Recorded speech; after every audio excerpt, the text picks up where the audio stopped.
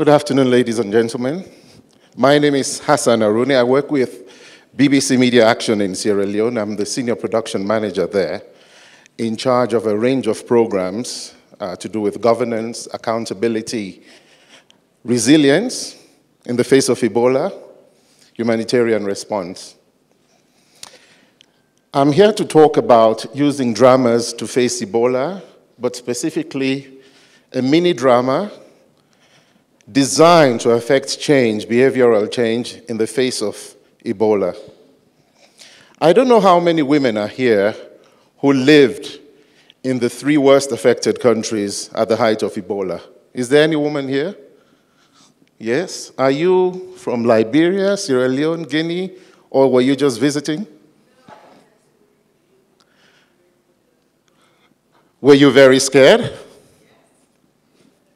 Well, that takes me to the opening scene of one of the episodes, where there is a woman standing in front of a mirror, bells going, she's all powdered up, dressed up to go to a party at a time when people are not supposed to be gathering in public, and she's saying in Creole, "I go or la no go? Should I go or should I not go?"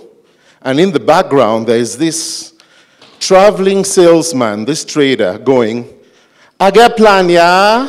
I have a plan. What's your plan?"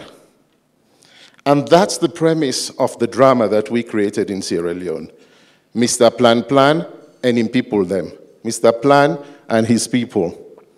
When Ebola reared its ugly head in Sierra Leone, Guinea, and Liberia, we were scared, very, very, very scared. For my staff, there were questions about, what if when I leave work or I go back home and on my way home, I contract Ebola, I catch Ebola from somebody and pass it on to my children? What if when I'm at work, one of my children goes out and catches Ebola? These were very real fears that our staff were dealing with. In public, people didn't know who to trust. People didn't know who was safe and who wasn't safe. The messages we were getting initially were a lot, very confused, very confusing. And many of those messages lumped high-risk behaviors with very low-risk behaviors. For example, there were a lot of messages about not eating bushmeat. And there wasn't one case of Ebola that was traced to eating bushmeat. I remember one day I called my aunt in the village, and this was one of the places where areas that had been quarantined. And I asked, "What did you have today?" And she said, "Cassava leaves and iguana." And this was at the time when they were saying, "Don't eat bushmeat." But at that time, the principal means of transmission were through body-to-body contact, through tending to the sick, through taking care of loved ones who were not well, and through taking care of the dead or dying. Because in our traditions, you cannot allow somebody to go to the other world unwashed, unloved. It was a very, very painful decision to make, to see your family member being put in a black bag and being taken by complete strangers to be dumped in a grave, in an unmarked grave.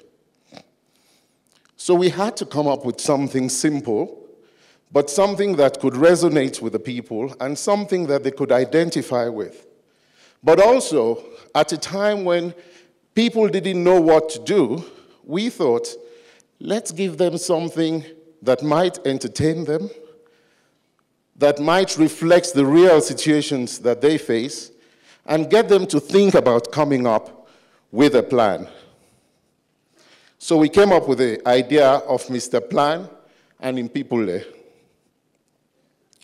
The idea was very simple.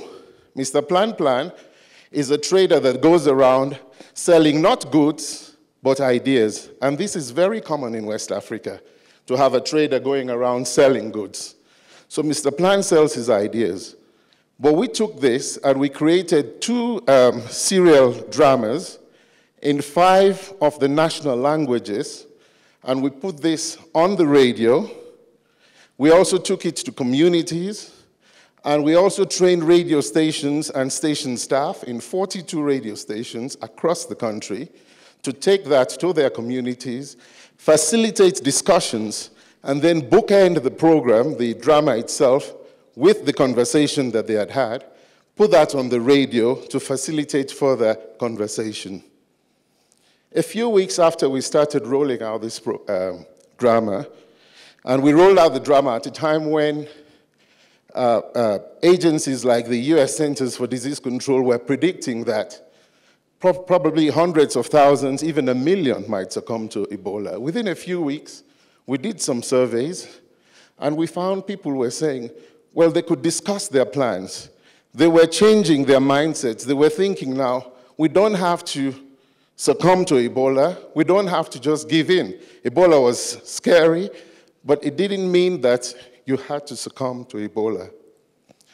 What I would like you to take from this, for us, we found, was that by allowing people to think about their plan, what they would do if they were faced with a situation where Ebola came up, you were empowering them. And for us, what I would want to suggest to people engaged in social and behavioral change is that using simple dramas like this, training local media. We took the Plan drama, we put it on over we had a WhatsApp channel, 15,000 WhatsApp people who are on our channel, and 15,000 people had access to it.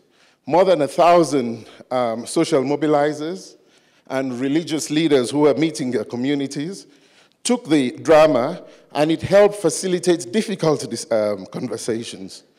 And for us, what I'd like to leave to you, SBCC practitioners, is just the thought that a simple drama, if you use it and you allow it to be passed into the community for the ordinary person to use and to be able to appropriate, you can achieve great change, whether it's to do with breastfeeding, whether it's battling malaria, and whether it's battling diseases like HIV. Thank you very much.